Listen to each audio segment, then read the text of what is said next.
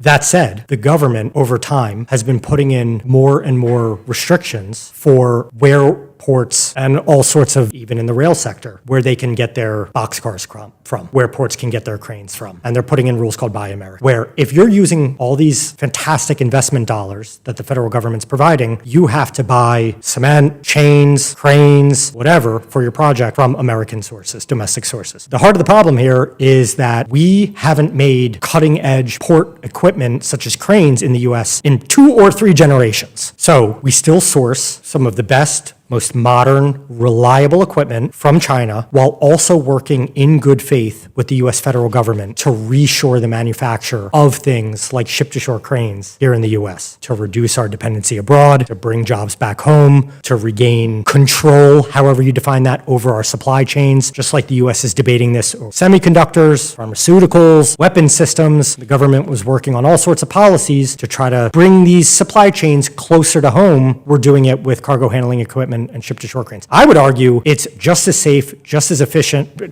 more safe, probably even better for partnership with allies to be able to source these equipment from the Germanys, from the Koreas, from the Italys, from the Canadas, from the Mexicos. But in good faith, we're looking at the possibility and market opportunity for bringing things like ship-to-shore cranes back here to America. And that ties up into a much bigger thing that you hear the president and a lot of policymakers talking about, which is trying to build ships here in America again.